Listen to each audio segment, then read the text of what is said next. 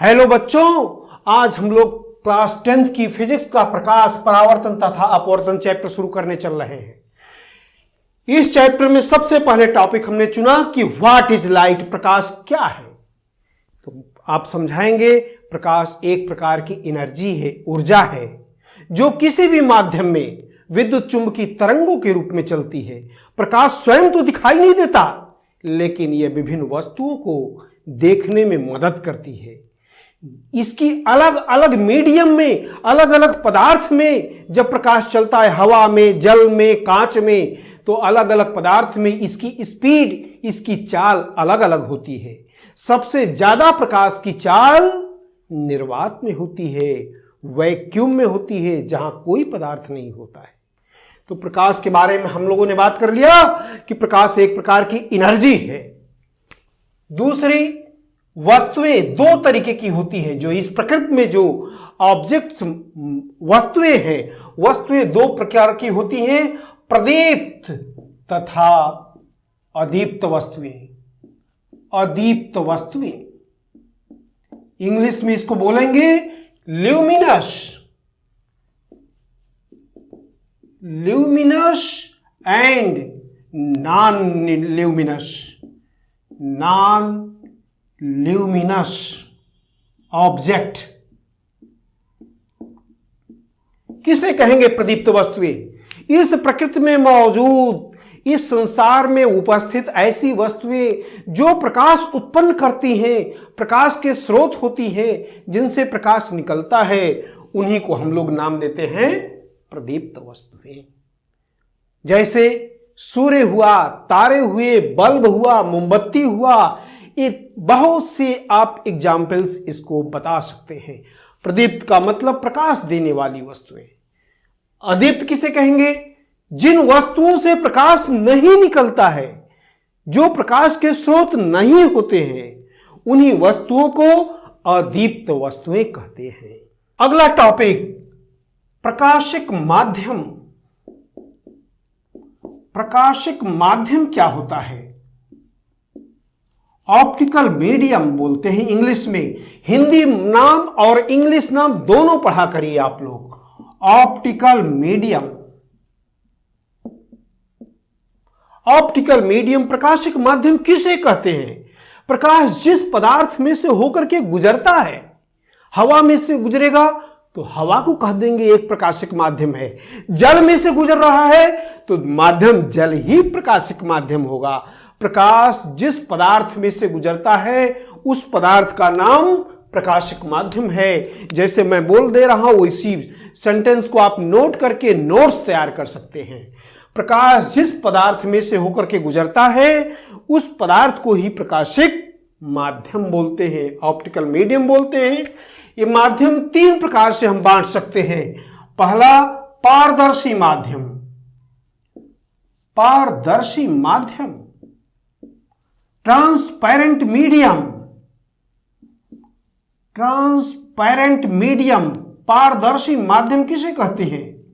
ऐसा माध्यम, बोलचाल की भाषा में तो हम ऐसे बोल देंगे कि आर पार दिखाई देने वाला माध्यम पारदर्शी माध्यम होता है, लेकिन साइंस की लैंग्वेज में हमको ऐसे बताना पड़ेगा, ऐसा पदार्थ जिसमें से प्रकाश जब गुजरे तो उसकी एनर्जी में, गुजरने के बाद जो प्रकाश निकले, उसकी ऊर्जा में किसी प्रकार की कमी न हो, वह माध्यम प्रकाश की कोई भी एनर्जी का अवशोषण न करे, ऐसे माध्यम को पारदर्शी माध्यम कहते हैं। पारदर्शी माध्यम में से होकर के गुजर जाने के बाद निकलने वाले प्रकाश की ऊर्जा और उसमें से प्रवेश करने वाले प्रकाश की ऊर्जा में किसी प्रकार का परिवर्तन नहीं होता है। ऐसा माध्यम पारदर्शी माध्यम कहलाता है। अगला, अपारदर्शी माध्यम। अपारदर्शी माध्यम, opaque medium. Opaque medium English में बोलेंगे इसको। ऐसा माध्यम जो आर पार न दिखाई दे, ऐसा कहेंगे, या इसको ऐसे बोलेंगे, ऐसा पदार्थ जिसमें से जब प्रकाश होकर के गुजरता है तो उसकी पूरी की पूरी ऊर्जा उस माध्यम द्वारा एब्जॉर्ब कर ली जाए, अवशोषित कर ली जाए, उसमें से कोई भी पदार्थ उस मीडियम में से पार करके प्रकाश न निकल सके। ऐसे माध्यम को अपारदर्शी माध्यम कहेंगे। ईंटा, पत्थर, मेज, कुर्सी, इस टाइप की बात आप इसका एग्जाम्पल के रूप में नाम ले सकते हैं। अगला अल्प पारदर्शी। अल्प पारदर्शी माध्यम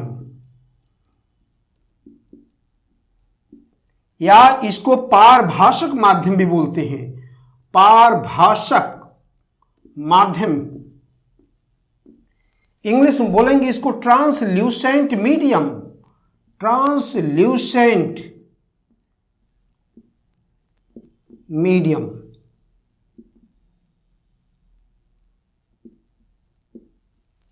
ट्रांसल्यूसेंट मीडियम किसे कहेंगे? थोड़ा सा आप दिखाई दे, थोड़ा सा न दिखाई दे, हल्का हल्का दिखाई दे। जैसे आप एक कागज ले लें और उस पर तेल पोत दें। तेल पुता हुआ कागज, ऑयलिंग किया हुआ कागज जो होता है वह अल्प पारदर्शी माध्यम कहलाता है। कैसे इसको समझाएंगे, डिफाइन कैसे करेंगे? ऐसा माध्यम जिसमें से प्रकाश जब गुजरे तो उसकी कुछ ऊर्जा उस माध्यम के द्वारा अवशोषित हो जाए और कुछ ऊर्जा उसमें से होकर के बाहर निकल जाए। तो ऐसा माध्यम अल्प पारदर्शी माध्यम या पारभाषक माध्यम कहलाता है। घिसा हुआ कांच एग्जाम्पल बोल सकते हो, तेल पुता हुआ कागज, इस तरीके से बहुत से एग्जाम्पल के रूप में नाम ले सकते हैं हम लोग। अगला टॉपिक आता है प्रकाश की किरण। प्रकाश की किरण, ray of light. Ray of light, प्रकाश की किरण किसे कहते हैं? हम जानते हैं प्रकाश किसी भी जगह, चाहे हवा में हो चाहे जल में हो, एक सीधी रेखा में चलता है, स्ट्रेट लाइन। इसको रेक्टिलिनियर प्रोपोगेशन ऑफ लाइट कहते हैं। प्रकाश सीधी रेखा में चलता है। इसके मार्ग को अपनी कॉपी पर प्रदर्शित करने के लिए हम लोग एक एरो, तीर का सहारा लेते हैं, तीर बना देते हैं। इसी तीर का नाम है प्रकाश की किरण, रे ऑफ लाइट। प्रकाश सीधी रेखा में चलता है जिसको एक तीर के द्वारा व्यक्त करते हैं। इसी तीर को ही कहते हैं प्रकाश की किरण। जिधर तीर लगी होती है वह दिशा प्रकाश के चलने की दिशा होती है। जिधर तीर होगा उसी दिशा में प्रकाश चलता हुआ माना जाएगा। प्रकाश की किरण। अब प्रकाश किरण पुंज। प्रकाश किरण पुंज, beam of light. Beam of light क्या होती है?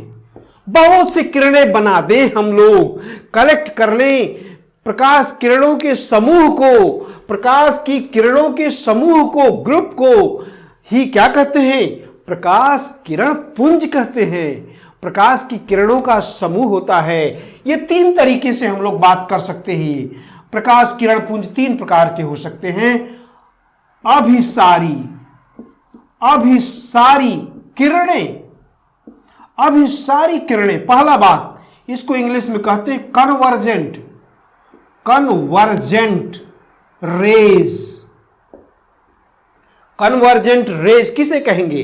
जब बहुत से प्रकाश की किरणें इस तरीके से हो कि मालूम पड़े कि वो चलते हुए आगे बढ़ने पर किसी एक बिंदु पर आकर के मिल जाएंगी, एक बिंदु पर इकट्ठा हो रही हो, तो ऐसी किरणों के समूह को अभिसारी किरणें बोलेंगे। अभिसारी किरण पुंज, convergent rays, convergent beam of light कहेंगे।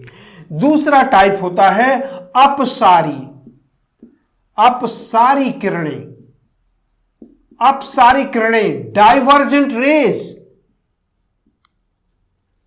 डाइवर्जेंट रेज, डाइवर्जेंट रेज इसका उल्टा। ऐसी किरणें मेरे पास हो, प्रकाश की किरणों का ऐसा समूह हो जिसमें कि किसी भी बिंदु से प्रकाश की किरणें दूर की तरफ जाती हुई मालूम पड़े, ऐसे प्रकाश के किरणों के समूह को अपसारी किरणें, divergent beam of light, divergent rays कहेंगे। तीसरा समांतर किरणें। समांतर किरणें किसे कहेंगे? Parallel rays. Parallel raise.